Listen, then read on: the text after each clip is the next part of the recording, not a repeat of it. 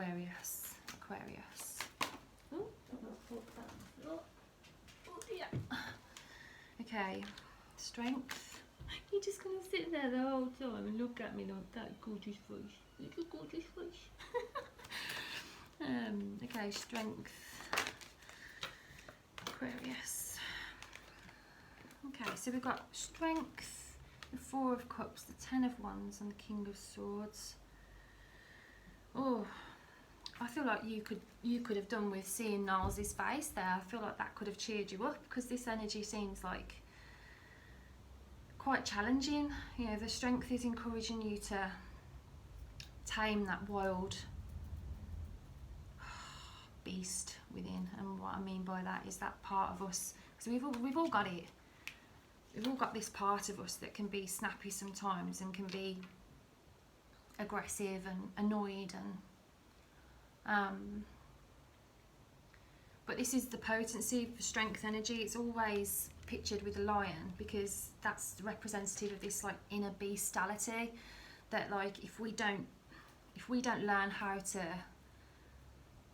tame it, that beast within us, we unleash it to others. You know, there's a reason why royalty have lions by the entrance of their houses and stuff. It's because it's a reminder, like the symbolism is just, it's a reminder of that when we can contain that, we're regal. You know? So the symbolism behind the strength card is that the person, like you, me, whoever this card is for, it's like battles with the lion in forms of like conflict and fallouts and things like that. And he kills the lion with his bare hands, and it's symbolic in the archetypal story. And he wears the lion's skin as like a cloak of invincibility.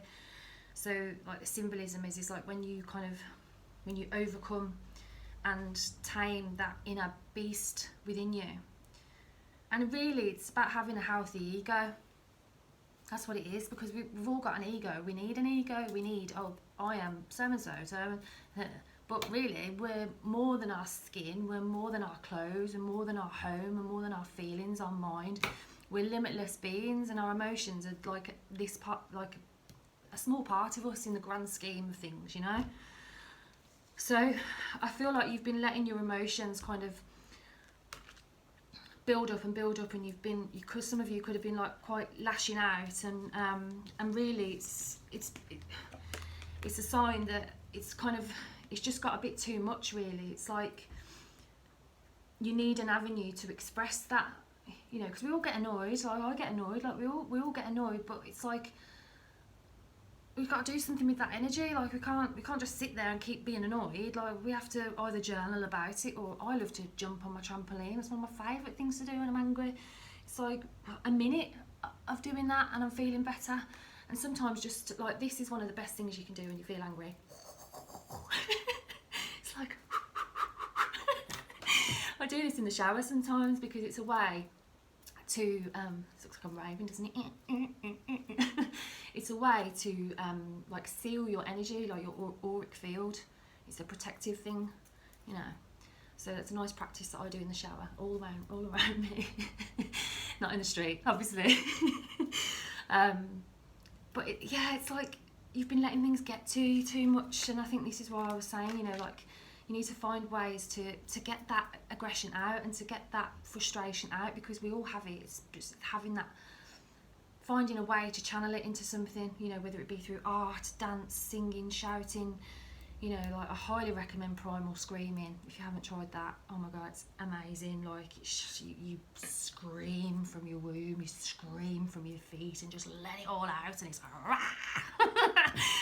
And you just feel so good. It's like no one, and kids do it, don't they? They're like rah! And they like scream. It's like, and as adults we don't do it as much, but and as adults we need it more. So have a good scream. Because you've got some amazing things going on, like that need your attention, that want your attention. Like you've got amazing things that you want to create, and you know, this King of Swords energy is after all of this energy. So it's like, that's why I'm really encouraging you to just kind of like purge. Make it a daily practice if you find yourself daily irritated at the moment, so that you can get to work and do the things that you're really passionate and excited about, because it's like, at the moment, it's like you're an unconscious leader, where at times you're a conscious leader, but it seems like the energy at the moment is that like you're leading by doing what you're doing because you're amazing, but you're not kind of realising, because you're kind of tied into all the gunk that needs to just be get rid of, if that makes sense. Like, you know, a book that would be really good for you would be The Artist's Way by Julia Cameron. It's one of my favourite books, and one of the things she suggests that you do is a thing called the morning pages every morning. And you're not supposed to, well, they're not going to call it morning pages if they're at night, are they?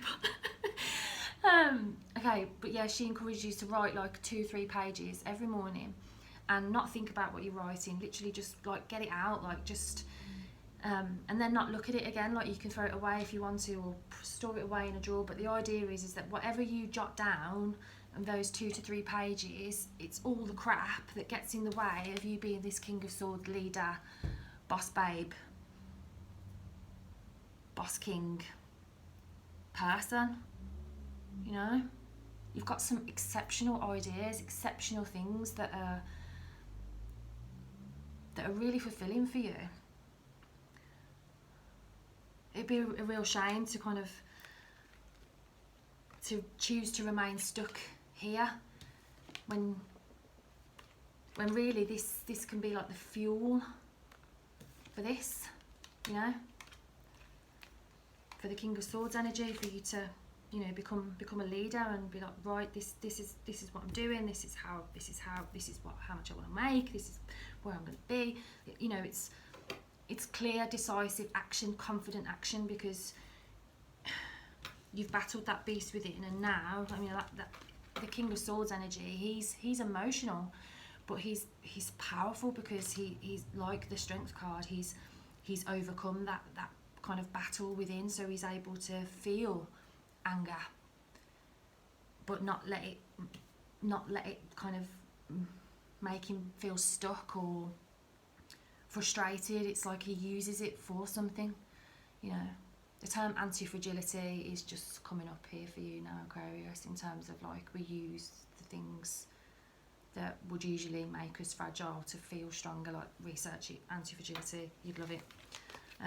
Because that's what's happening for you in March, really, is that you're getting an opportunity to become badass strong, and